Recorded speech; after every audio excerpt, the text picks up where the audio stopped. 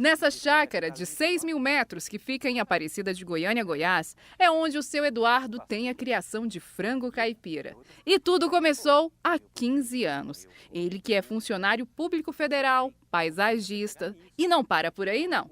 Atividade para ele é o que não falta. Só que já está perto de aposentar. E pensando nesse tempo que ele terá, resolveu investir mais ainda na criação dos frangos. Mas tudo começou quando ele buscou mais conhecimento na área de avicultura. Fiz a teoria e depois fui viver a prática. E aí fui aprimorando até chegar no ponto em que eu quis, né? Em que agradava. Porque, na verdade, o criar frango índio, ou seja lá o que for que você for fazer, é para chegar no seu nível, naquele que você acha que é o suficiente, que agrade você e quem for os seus clientes que forem comprar, né? E aqui nessa área que estamos vendo é considerado o coração da granja, que é onde estão todas as matrizes. E pensa o tanto que elas são bem cuidadas. Tem todo um conforto para que elas possam produzir bem.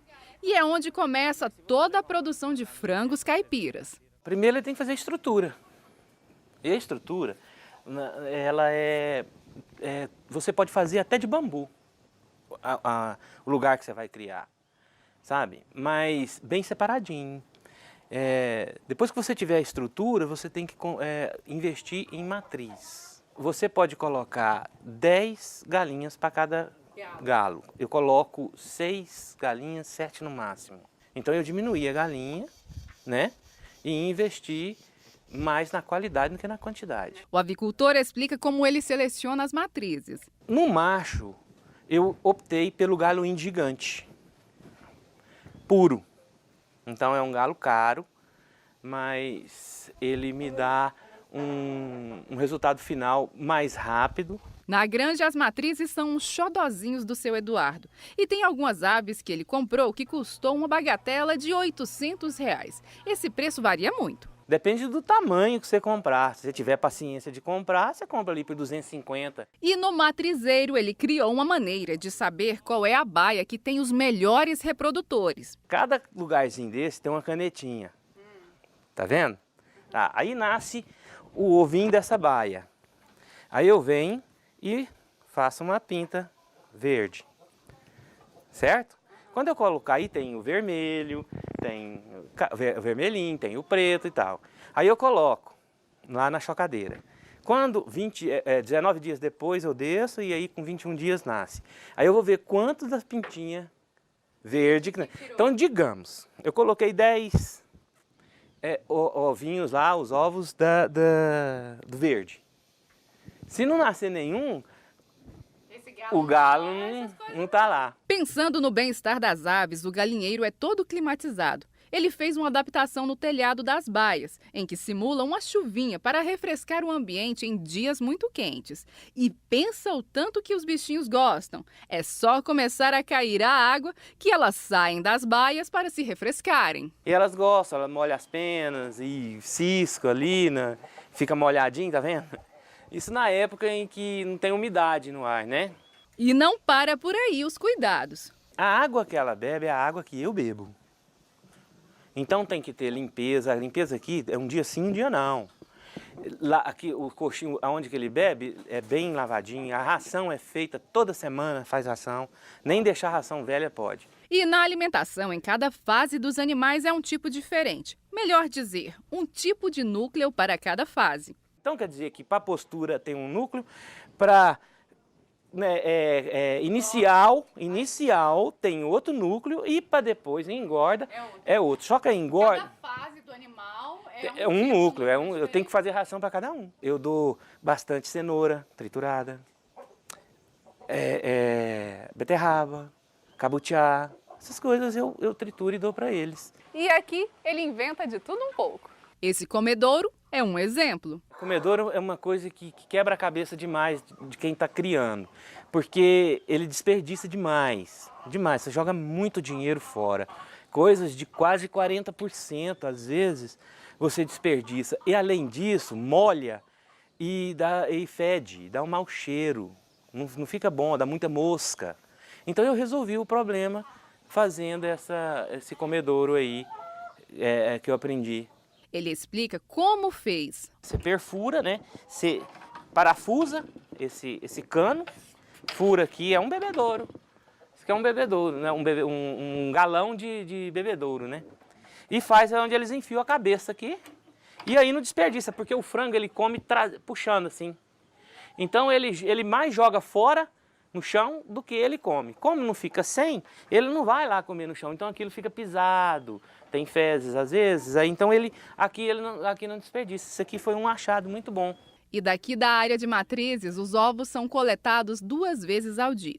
São selecionados e vão direto para a chocadeira. Aí você pega, higieniza o ovo e leva para a chocadeira. E lá vamos nós para a área de reprodução, que é onde fica a chocadeira. Aqui é uma área muito importante, Sim. né? Que é a área de reprodução, onde traz os ovos para começar a chocar. Exatamente. Tem algum cuidado que tem que ter nessa área aqui, nesse processo? O pintinho nascer, ele tem que estar na temperatura que é a mesma da galinha. 37,5, 37,800, tem que estar nessa temperatura. E também tem que ter umidade também, lá dentro da chocadeira tem água. Entendi.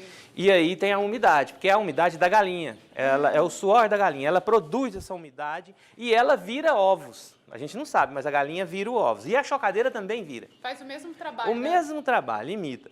Então tem que ter esse cuidado, você tem que saber a quantidade de água, se não está faltando água, você tem que saber se a chocadeira está virando e a temperatura está certa. Tem que ter manutenção, manutenção sempre. E esses ovos ficam aqui por quantos dias? Ele por 21 dias. Com 19 dias você desce ele para o nascedouro, que ele já está começando a nascer. Aí, quando inteira 21 dias, já nasceram todos que tinha para nascer. E haja criatividade, hein? O bom é que esse pinteiro que o seu Eduardo criou, além de economizar no bolso, é um objeto que ajuda a preservar o meio ambiente. O que seria jogado fora foi reaproveitado. O pinteiro tem para vender, mas custa caro. Em média quanto? Eu calculo que sejam uns R$500, no mínimo. R$500. Mais simples. E esse aqui que o senhor fez, o senhor gastou em média quanto? Foi R$40. 40? Economia, né? Facilita, né? O bolso agradece. Ah, oxa! E muito. Da área de reprodução até a área de crescimento e engorda são poucos metros. E aqui tem o espaço de pastagem, os galpões para os frangos se protegerem da chuva e também para os franguinhos e pintinhos irem dormir. E cada baia dessas tem capacidade para mais de 150 frangos. Aqui já vai, quando ele completa 30 dias, eles já vão passar para um outro tipo de comida, que é mais natural. É onde eles vão comer legumes e frutas, que eu falei. E aqui eles vão pastar. Tem o pasto deles, que eles vão ciscar e, enfim, se tornar um caipira de verdade, né? Todos os frangos que são criados aqui são para o abate. Não vendo reprodutor, nem macho nem fêmea. É só vendo o produto final, que a gente chama, que é para ir para a mesa do consumidor. Para os frangos chegarem ao ponto de abate, são em média 4 meses. Ele explica que na área de crescimento e engorda, para ajudar a evitar os predadores das aves, ele cerca o espaço com essas telas. Enquanto pequeno, a malha da cerca é pequeninha. Então protege eles. Quando eu solto, eles já estão numa idade, num tamanho mais avantajado, não tem interesse mais para o gambá, ele tem medo. Para esse frango chegar ao abate, tem um peso ideal para ser comercializado. Limpo, 1,8 kg. Um frango como esses que estamos vendo, nas feiras em que o seu Eduardo fornece, são vendidos por uma média de R$40 a R$45 limpo. Para chegar nesse ponto em que a Granja Caipira está, que é a forma que o seu Eduardo gosta que chame, o produtor investiu uma média de R$50 mil. E olha que ele reciclou muita coisa, criou muitos objetos que utiliza na propriedade. E para quem quer iniciar a criação de frango caipira, ele deixa a dica. Fazer um curso, entender, fazer a parte teórica. Nunca vai para a prática sem fazer a teoria. Porque, na verdade, você precisa de aprender até as doenças. É muito trabalho, muita dedicação, entende? Tem que saber muito, tem que entender muito, senão não consegue.